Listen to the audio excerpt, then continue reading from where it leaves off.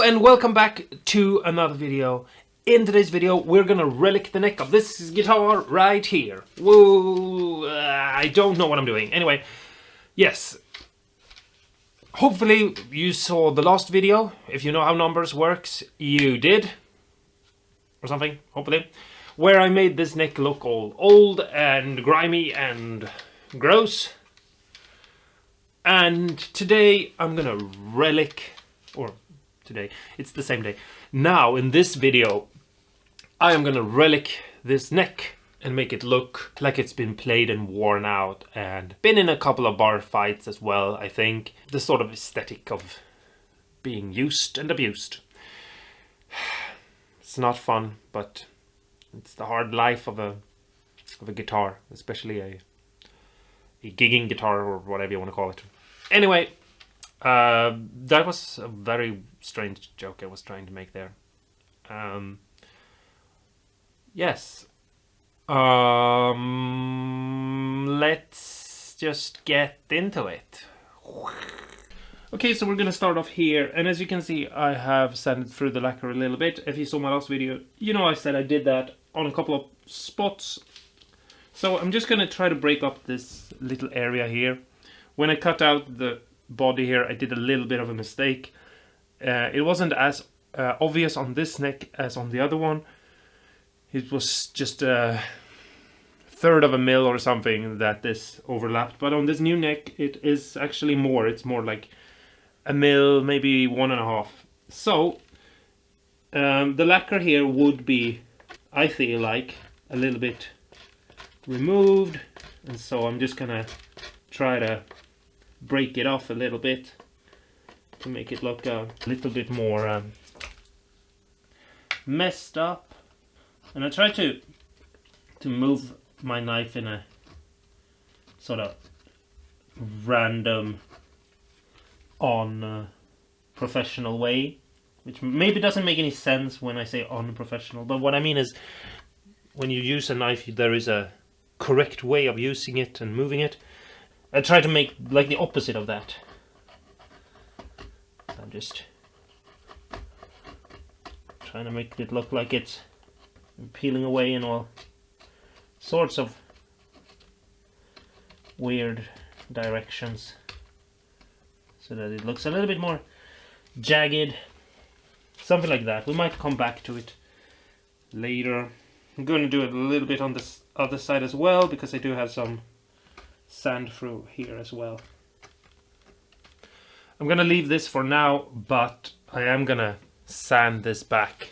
And so I'm gonna take a permanent marker and I'm gonna try to maybe draw in some sort of line where I want it, so that I sort of have a rough idea of what I want. Something like this maybe. Don't, like I've said in other videos, don't overdo it with the marking out, because you don't want a straight line. You want to sort of let it naturally randomize itself into that line, but a rough sort of line of where you want things to happen will be good. And now we can put on some of this liquid rust just to let it grayen up the area. It will take a couple of minutes, so I'll show you some of it once we are happy and done with the body. And now let's just move up to the headstock, because that's where we're going to do most of it. And then obviously we're going to sand this off. Okay, so as you can see here, I do have a lot of sanding through here. And so we're going to have to mess this area up quite a bit. And I'm just going to start off with a sort of weird jagged movement. And I think I'm going to find something to hit against it, maybe a little bit, just to create some dings. I'm going to try this hammer.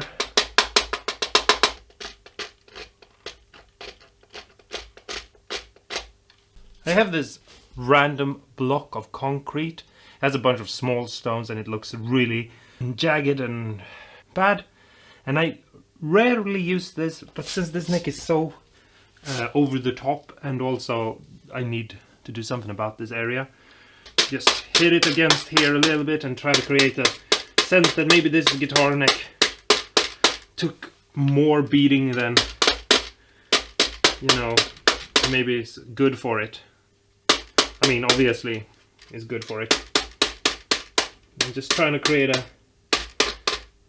sense that it's a little bit more damaged maybe than, I don't know, maybe during a gig or something I dropped it on a really bad floor, or maybe dropped it while busking or something. Could also be. And now, because of this looking like that, I'm just gonna gray it up again, brush this on, slaver it all over the place, and I might go back and redo it a couple of times till it becomes as gray as I want it to be. And I'm gonna mark out something up here as well, maybe something like that, just some lines to help me know where to start. And there you can see the lines, just to let me know what to do and where to start. And so I'm gonna come back real soon. I'm just gonna do a little bit of touch-up relic here and there. So while I wait for things to dry and the grayness to take place, I'm just gonna sand the neck, and I'm gonna try to remove some of this finish here to get back to the wood and just work up to this line. So I'm sanding and I'm letting my sandpaper basically hit that line, and I'm just trying to stop on that line as much as I can. So yeah, and I'm using right now 360 wet and dry, sand away what I've got. You can see here I'm already starting to get down, but it is a little bit harder up here. So I'm moving on to this side, because obviously the neck has an upper part and a lower part. And so I'm doing the same thing, I'm just sanding, and I'm trying to stop on the line that I've drawn, but I'm obviously going to go past that line a little bit, just because that's how the moving your hand fast will do that. You can't perfectly stop on the line, and that will hopefully help me create a blend from where the lacquer and the raw wood starts and stops and meets, and some weird in between. But you can already see here how the rust effect of graining the wood has started to take its effect. I'm gonna continue sanding this, and while I talked I realized that my paper is dry, so I need to put on some more water to wetten it up again, and then we'll get back to it. What am I doing? Okay, so as you can see here, I've just sanded everything away, and I've sanded it up to I don't actually know what grade I stopped on, but yeah, I sanded it at least very high, and then I wet it down and let it dry and sanded it again, and I've tried to create this peel effect. And right now, which you can't see because it's slowly happening right now, I can't speak. Right now I've just put on some more of that liquid rust, which is just vinegar and rust from metal, and so it's just slowly turning grey. And so I'll be back once I am happy with the amount of grey we have, because the more you put on, the darker it becomes. So here's the neck right now, and it's has a pretty well greyish color, and I'm gonna put on a little bit of shellac to protect the wood and let it sink in, and so that I can sand it. And I'm just gonna take every grey spot and every thing, and I'm just gonna apply just a little bit of it, and I'm gonna leave it to dry and then apply another coat, and then I'm gonna sand it. If it feel like it needs it, I'm gonna apply another coat again after that, because yeah, because I do want the wood protected when it comes to the sanding afterwards. And also the dings that I have up here on the neck, they need a little bit of protection, and you know, just something in there to make it a little bit protected. I'm gonna go over all the scratches and dings I did in a second for at least in a second for you, not for me, because I need to do this a little bit longer. Okay, so right here there's a lot of dings and scratches. That's because that's the top of the head. Whenever you hang a guitar on the wall, you might accidentally bump this into a ceiling. This is also one of those places that, you know, like stabs into something if you accidentally knocks into something. So I did a lot of scratches here. I also did some on the edges, like here on the upper edge, just remove some and ding it up and scratch it. You can see some scratches and dings, as well as this edge here can accidentally be bumped and dinged and scratched.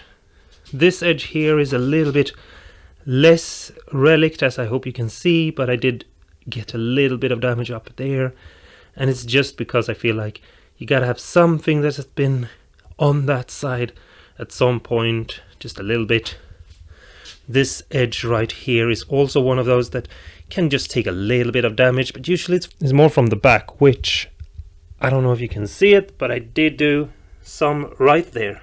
It's the same thing here. We have a little bit of wear and tear along the edges where the neck becomes square. It's just the corners there are easily knocked off. And I did a little bit of a stab there just to like break up the pattern. Maybe something's happened there. And then there we have the edge where the finish has been slowly removed. And then we have the neck right along here. And the same thing here, some wear and tear, just sanded through, removed.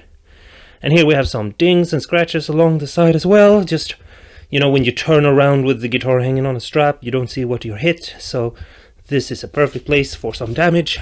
It's the same with this corner right here. Is also one of those just accidentally hits things. And the back side of the upper horn as well.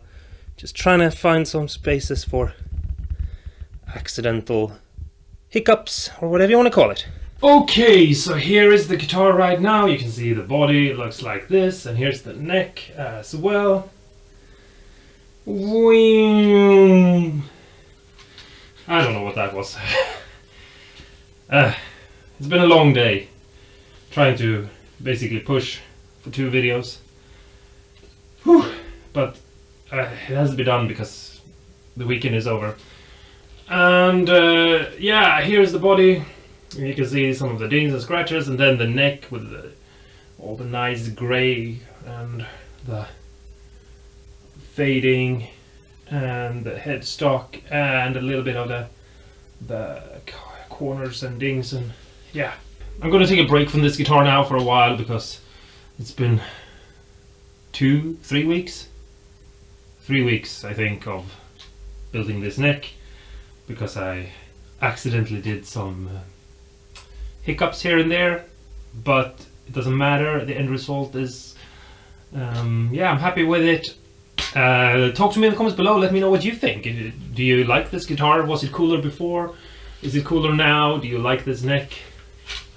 Obviously you can't play the neck and feel it, but I would say that it is nicer now because I reshaped the neck and I made it into something that fits me better than what this neck was before, but also the neck that I had on it before as well.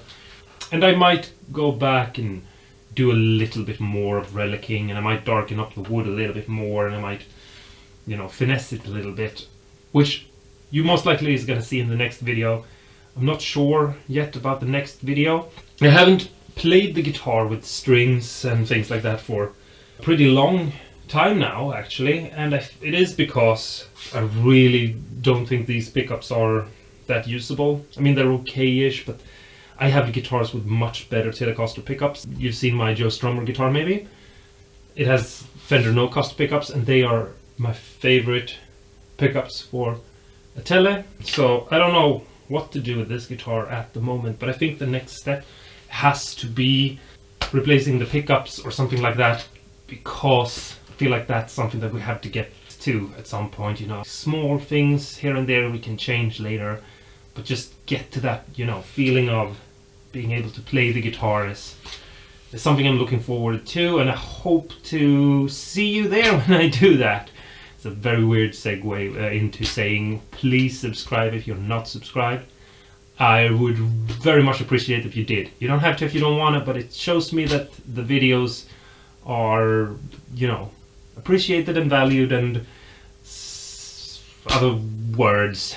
And I'd love to see you in the next video and comments. I don't always get comments, but when I do, and especially if they're really, really kind and positive, it really makes me happy. So don't think that I'm just saying like, oh, thank you, you made my day. You are making my day with nice comments, because there is a lot of work into doing something, and you don't see all the hours of me just putting on a layer of lacquer or something like that, and then, you know, waiting for another 4 hours or something to put on a layer. It makes the entire day about lacquering, because you have to, you know, figure out what to do in 4 hours. You know, so well, enough rambling. I'm sorry. I'll see you in the next videos. Don't forget to stay awesome and cool. And if you've never relic the neck before, I hope you're gonna try that now. So go and do that. Even if you don't actually enjoy relic guitars that much, you're gonna love having a relic guitar neck that you've relicked, because it's a lot of fun to do, and also it feels amazing to play. Hopefully at some point I'll figure out a way to let you guys test this guitar out or something like that. That would be amazing to be able to do. I don't know how I would do that, but then you would all be like, wow, relic necks are the best. So yeah, I'm rambling, I don't know. If you're even still watching the video, because last 2 minutes or something, or 3 minutes have been rambling. Anyway, if you don't have a relic neck, or at least go somewhere and place a relic neck, because they're amazing. I don't care what anyone thinks about what is cool or what's not cool. Relic is awesome, and you have to agree with me whether you want to or not. Bye bye. I don't know how to end this video. I'm too tired. I'm sorry. I'm too tired. We're just gonna smash the guitar into the camera and cut to black. Okay. Bye.